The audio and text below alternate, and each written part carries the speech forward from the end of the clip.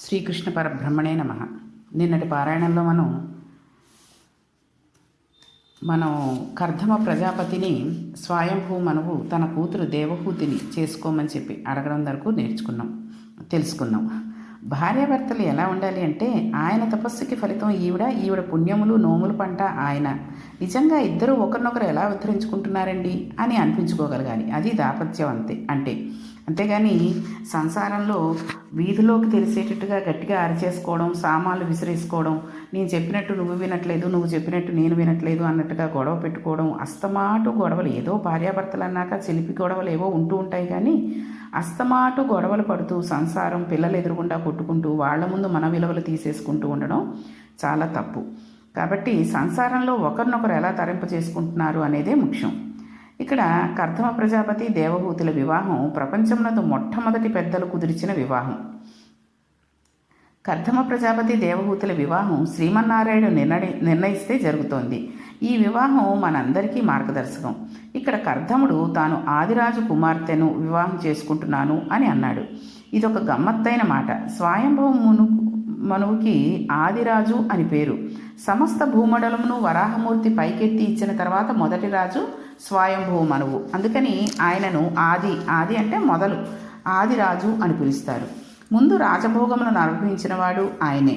అన్ని భోగములను అనుభవిస్తున్న ఆయన ఎప్పుడూ ఒకటి అనుకునేవాడు: ఈ భోగములు గొప్పవా, ఈశ్వర చరణారవింద సేవనము గొప్పదా, ఈ తుచ్చమైన లాలస గొప్పదా, భాగవత కథాశ్రావణం గొప్పదా, ఈ భోగస్థానములతోడి సంగమము గొప్పదా, భాగవతులతోడి కలయిక గొప్పదా అని నిరంతరం ప్రశ్న వేసుకుని అవే గొప్పవి, ఇవి అల్పములు నీచములు అని నిర్ణయించుకునేవాడు. అందుకే ఆయనను ఆదిరాజు అని పిలిచారు.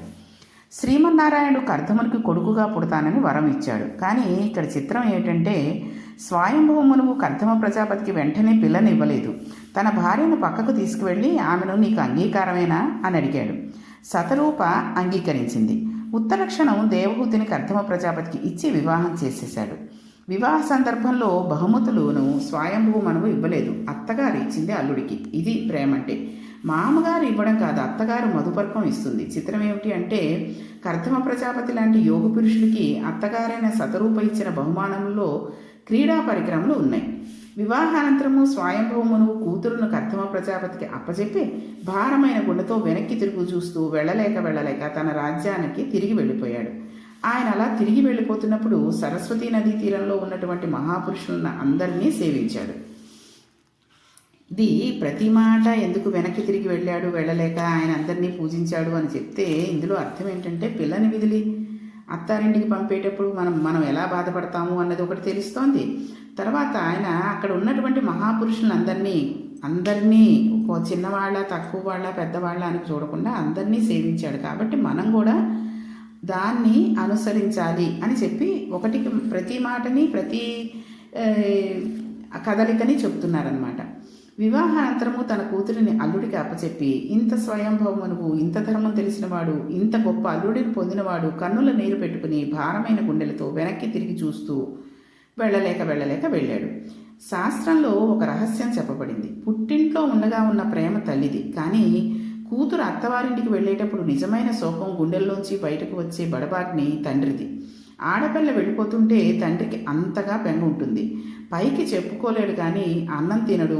ఆడపిల్లను పంపడం అంటే తండ్రికి అంత కష్టంగా ఉంటుంది, అంత బెంగగా ఉంటుంది. ఇంతటి స్వయంభవ మనువు బెంగ పెట్టుకుని వెనక్కి తిరిగి వెళ్ళిపోయాడు. ఎవరైనా అంతే కదండి, అప్పగింతలప్పుడే వచ్చేస్తూ ఉంటాయి. తాళి కట్టిన వెంటనే ఆ పిల్ల తల్లికి తండ్రికి బాధ వచ్చేస్తూ ఉంటుంది, ఇంక వెళ్ళిపోతుందని. ఎక్కడికో వెళ్ళదు, అదే ఊర్లో ఉంటుంది, నెలకోసారి వస్తూ ఉంటుంది, వెళుతూ ఉంటుంది. అయినా మన మనిషి కాదు అని ఒక బెంగ ఉంటుంది. స్వయంభవ మనువు రాజధాని పేరు బర్హిష్మతి. ఇది ఒక విచిత్రమైన ఊరు. యజ్ఞవరాహమూర్తి నీటిలో మునిగి ఉన్న భూమిని పైకి తీయడం కోసమని నీటిలో తన ముట్టి పెట్టి చాలాసేపు వెతికాడు. ఆ వెతకడంలో ఆయన ఒంటి మీద ఉన్న వెంట్రుకలు నానిపోయాయి. బాగా నానిపోయిన తర్వాత భూమిని వెతుకుతూ ఒకసారి తైల పైకి పెట్టి తలని అటు ఇటు విదుపుతూ ఉండేవాడు. అలా విదుపుతున్నప్పుడు ఒంటి మీద నానిపోయిన వెంట్రుకలు కొన్ని ఎగిరిపడ్డాయి. అవి పడిన ప్రదేశం పేరు బర్హిష్మతి. రీకి హావత్తు బర్హిష్మతి. అలా పడిపోయే వెంట్రుకలు భూమిలోకి వెళ్ళి అందులో నుండి దర్భలు పైకి వచ్చాయి. ఆ దర్భలు ఇప్పటికీ ఆకుపచ్చగానే ఉంటాయి. ఈ ఆకుపచ్చని దర్భలతో నిరంతరము యజ్ఞయాగాదులు చేసి స్వయంభవమునువు శ్రీహరిని ఆరాధించేవాడు. అటువంటి పట్టణం కనుక దానికి బర్హిష్మతి అని పేరు. ఈ పట్టణమును రాజధానిగా చేసుకుని స్వయంభవమును పరిపాలిస్తున్నాడు.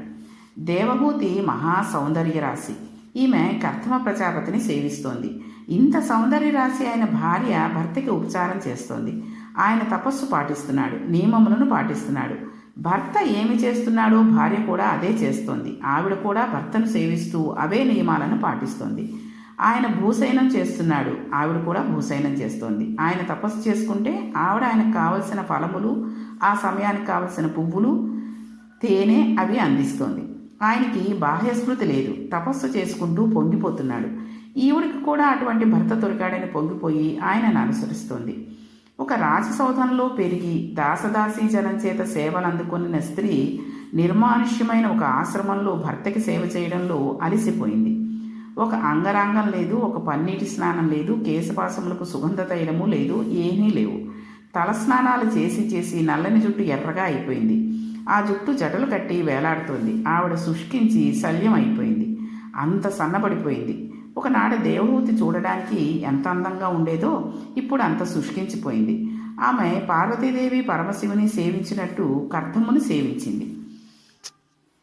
ఈవిడ అంతగా శుష్కించిపోయాక కర్దముడు ఒకరోజు తపస్సులోంచి లేచి నడుస్తూ ఎందుకో ఒకసారి దేవహూతి వంక చూశాడు. ఆవిడ శరీరాన్ని చూసి ఆశ్చర్యపోయాడు. నేను ఒకనాడు ఈమె సౌందర్యాన్ని వర్ణన చేశాను. నా కోసం తప్పించడంలో, పరిశ్రమించడంలో, ఇన్ని ఏర్పాట్లు చేయడంలో ఈవిడ అలా అయిపోయింది అనుకుని, దేవహూతి, నీ సేవలకు నేను సంతోషించాను. నీకు నా వలన తీరవలసిన కోరిక ఏమి అని అడిగాడు.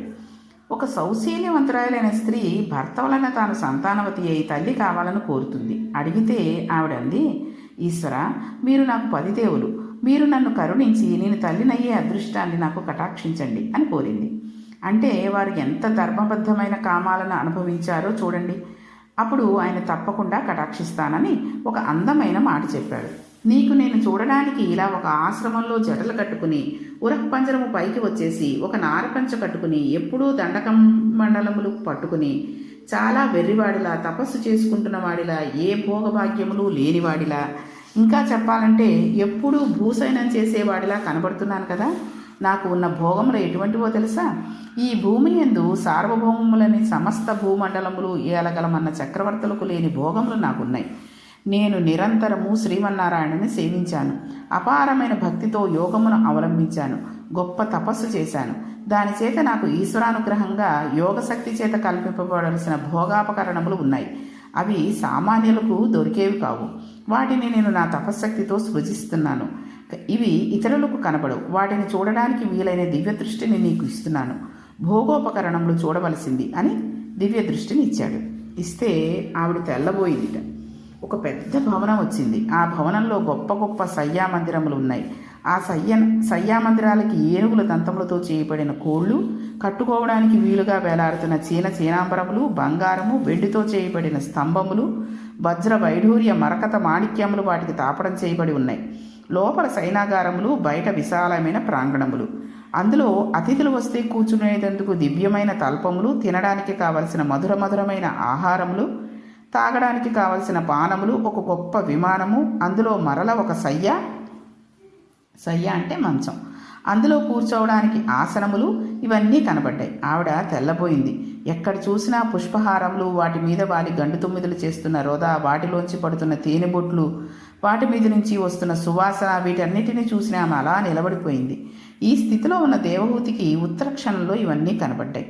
అప్పుడు కర్దమ ప్రజాపతి, దేవహూతి, ఇదిగో బిందు సరోవరం, అందులో దిగి స్నానం చేసి బయటకు రా అన్నాడు. ఒక్కసారి ఆ శ్రీమన్నారాయణుడి కంటి నుండి పడిన ఆనంద బాష్పముల చేత ఏర్పడిన బిందు సరోవరం నందు దేవహూతి దిగి స్నానం చేసి పైకి వచ్చింది. వచ్చేసరికి ఇంతకు పూర్వం దేవహూతి ఎంత సౌందర్యంగా ఉందో దానికి 10 రెట్లు అధిక సౌందర్యాన్ని పొందింది. అక్కడ ఒక 1000 మంది కాంతలు కనబడ్డారు. వాళ్ళు ఆమెకి పట్టుపుట్టములు కట్టి అంగరాగములు అలది ఆమె చక్కటి కేశపాసమును ముడివేసి అందులో రకరకాలైన పువ్వులు పెట్టి రకరకాలైన హారములు అలంకరించి ఒక నిలువుటద్దం పట్టుకు వచ్చి ఆవిడ ముందు పెట్టి సోయగమును చూసుకోమన్నారు. అద్దంలో దేవహూతి తన సోయగమును చూసుకుని వెంటనే తన భర్తను స్మరించింది. అందులో ఎంత ధర్మం ఉందో చూడండి. ఉత్తర క్షణం కర్దమ ప్రజాపతి ప్రత్యక్షమయ్యాడు. మనం ఎవరూ అనుభవించిన భోగములను అనుభవిద్దాం రావలసిందని విమానం ఎక్కించాడు. ఆ విమానం సమస్త లోకముల మీద ఎవరికీ కనపడకుండా తిరగగలిగిన విమానం. అటువంటి విమానంలో వాళ్ళు తిరుగుతున్నారు. భోగములను అనుభవిస్తూ మధుర పదార్థములను సేవిస్తూ ఇద్దరూ ఆనందంగా క్రీడిస్తూ ఉండగా ఆ విమానం మేరుపర్వత శిఖరముల మీద దిగింది. వారు మేరుపర్వత చర్యలలోకి వెళ్ళారు. అక్కడ గంధర్వులు, యక్షులు, కిన్నరులు, కింపురుషులు, దేవతలు ఉన్నారు. గ్రహములన్నీ ఆ మేరుపర్వతంను చుట్టి వస్తూ ఉంటాయి. ఆ మేరుపర్వత చర్యలలో దేవహూతితో కలిసి కొన్ని సంవత్సరములు అలా భోగములను అనుభవిస్తూనే ఉన్నాడు. అలా విమానాలలో తిరుగుతూనే ఉన్నాడు. సంసారం కూడా అంతే. అలా భోగములను అనుభవిస్తూ ఉండగా వాళ్ళకి 9 ఆడపిల్లలు పుట్టారు. 9వ పిల్ల పుట్టిన తర్వాత కర్దమ ప్రజాపతి, మనం ఎన్నాళ్ళ నుండి ఈ భోగం అనుభవిస్తున్నాము, నీకు గుర్తుందా దేవహూతి అని దేవహూతిని అడిగాడు. సమయం క్షణంలా గడిచిపోయింది. అడిగితే ఆవిడ, అయ్యో 9 ఆడపిల్లలు జన్మించారు. పెద్ద పిల్ల పెళ్ళియుడికి వచ్చేస్తోంది. జ్ఞాపకమే లేదు. కాలం క్షణంలా గడిచిపోయింది అంది. సంసార భోగమునందు ఉన్నవాడికి కాలం అలానే గడిచిపోతూ ఉంటుంది. కాలం నడిచి వెళ్ళిపోతూ ఉంటుంది. వ్యార్థకం వచ్చేస్తుంది. కొడుక్కు ఉద్యోగం రావాలని, మనవణ్ణి చూడాలని కోరికలు కోరుతూనే ఉంటుంది. కాలం నడిచిపోతుంది. శరీరం జర్జరీభూతం అయిపోతుంది. ఇక కర్దమ ప్రజాపతికి మనకి తేడా ఎక్కడా? ఆయన ఇన్ని భోగములను అనుభవిస్తూ ఇవి భోగములు కాదని మనసులో నిరంతరం తలుచుకుంటున్నాడు. వైరాగ్యం బాగా ఏర్పడుతుంది. వైరాగ్య భావన మనస్సులో ఉండాలి. అది పండిన నాడు భార్యకు చెప్పి వెళ్ళిపోవాలి. అప్పటి వరకు చెప్పక్కర్లేదు. అందుకని ఆయన, ఈ అనుభవించిన భోగములు చాలవా? ఈ భోగములనే మనం మార్చి మార్చి అనుభవిస్తూ ఉంటాం. ఇలా అనుభవిస్తూ పోతే ఒకనాడు ఈ శరీరం పడిపోతుంది. అప్పుడు మనం ఉద్ధరించబడం. అందుకని దేవహూతి, నేను సన్యాసం తీసుకుని వెళ్ళిపోతున్నాను. నీ తండ్రికి వివాహ సమయంలో సంతానం కలిగే వరకే దేవహూతితో ఉంటానని మాట ఇచ్చాను. మనకి 9 ఆడపిల్లలు పుట్టారు. ఇక నేను సన్యాసానికి వెళ్ళిపోతున్నాను అన్నాడు. నిరంతరము భోగమును ఇది భోగం కాదు అని పరిశీలించడం చేయడం చేతే ఆయనకు లోపల వైరాగ్యం బలపడింది. అందుకని సన్యాసానికి వెళ్ళగలిగాడు. ఈ మాట చెబితే ఆవిడంది, ఏం ఆశ్చర్యం! ఇద్దరం కలిసే భోగములను అనుభవించాం. ఇద్దరం కలిసే సుఖములను అనుభవించాం. ఇద్దరం కలిసే విమానాల్లో తిరిగాం. ఇద్దరం కలిసే పిల్లల్ని కన్నాం. నీవు పైకి చెప్పకుండా భోగమును అనుభవిస్తూ కూడా ఇది భోగం కాదని పరిశీలన చేశావు. ఇంత వైరాగ్యానికి వచ్చేసావు. సన్యాసం తీసుకుంటానని వెళ్ళిపోతున్నావు. నీ వంటి మహాత్ముడితో నేను ఇంతకాలం ఉన్నాను. నాకు అసలు ఈ ఆలోచనే రాలేదు. సత్పురుషుతో సంసారం చేస్తూ కూడా నీకు ఉన్న ఆలోచన నాకు రాకుండా నా జీవితం వెళ్ళిపోతున్నది. నీవు పండిపోతున్నావు. పండిపోయి ఇవి భోగములు కావు, తుచ్చములు అని స్థిర నిర్ణయములకు వచ్చి గొప్ప వైరాగ్య సంపత్తితో వెళ్ళిపోతున్నావు. నిన్ను ఆపను. నువ్వు పండడమే నాకు కావాలి. గృహస్థాశ్రమంలోకి వచ్చినందుకు నువ్వు పండాలి. కానీ నాది ఒక కోరిక. నాకు 9 ఆడపిల్లలను ఇచ్చావు. ఇప్పుడు వీరికి యోగ్యమైన వరుడిని తేవాలి. నేను ఆడదానిని. నాకు ఏమీ తెలియవు. ఇన్నాళ్ళు నీ వెనక నీ నీడలో నా భర్త ఇంత గొప్పవాడినని తిరిగేశాను. ఇప్పుడు నువ్వు ఉన్న పళంగా సన్యసించి వెళ్ళిపోతే ఈ ఆడపిల్లలకు నేను ఎలా సంబంధాలు చూడను? అందుచేత ఇంటికి రక్షణగా నాకు ఒక కొడుకును ప్రసాదించి వెళ్ళు. ఆ కొడుకు మరల నన్ను సంసార లంపటమునందు తిప్పేవాడు కాకూడదు. ఆ కొడుకు నన్ను ఉద్ధరించేవాడు కావాలి. నన్ను కూడా జ్ఞానం వైపు తిప్పేవాడు కావాలి. అటువంటి వాడు కూతుళ్లను గట్టెక్కించగలిగినవాడు ఆయన ఒక కొడుకుని ఇచ్చి వెళ్ళవలసింది అని అడిగింది. ఆ మాటలకి కర్దమ ప్రజాపతి ఏమన్నాడు, కర్దమ ప్రజాపతి మాటలు ఏమిటి అనేది రేపటి పారాయణంలో తెలుసుకుందాం. శ్రీకృష్ణ పరబ్రహ్మణే నమః.